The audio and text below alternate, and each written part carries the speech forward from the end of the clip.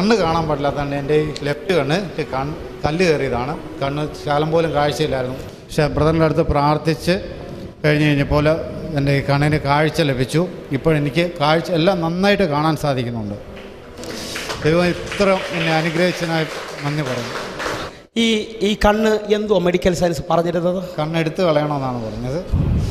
ഈ കണ്ണെടുത്ത് കളയണം, ഇതിന് കാഴ്ച ലഭിക്കത്തില്ല എന്ന് പറഞ്ഞു. നമ്മൾ മധുര ആശുപത്രിയിൽ കൊണ്ടുപോയി അവിടെ ചെന്ന് കഴിഞ്ഞപ്പോഴും ഡോക്ടർ പറഞ്ഞു കണ്ണെടുത്ത് കളഞ്ഞേ പറ്റുള്ളൂ എന്നാണ് പറഞ്ഞത്. പക്ഷേ കണ്ണെടുത്ത് കളഞ്ഞില്ല, അങ്ങനെ തന്നെ വെച്ചിരുന്നു. പക്ഷേ ഒരു മാസം വരെ എനിക്ക് കണ്ണുണ്ടെന്നുള്ള യാതൊരു ഇതും എനിക്കറിയില്ലായിരുന്നു.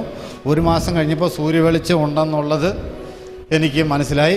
പക്ഷേ ഒരു 4 മാസങ്ങൾക്ക് മുമ്പ് ബ്രദർ പ്രാർത്ഥിച്ച് കഴിഞ്ഞപ്പോഴാണ് എനിക്ക് കാഴ്ച ഒരാൾ ഉണ്ടെന്നുള്ളതും ബൈബിളിൽ വാക്യങ്ങൾ ഉണ്ടെന്നുള്ളതും എനിക്ക് മനസ്സിലായത്.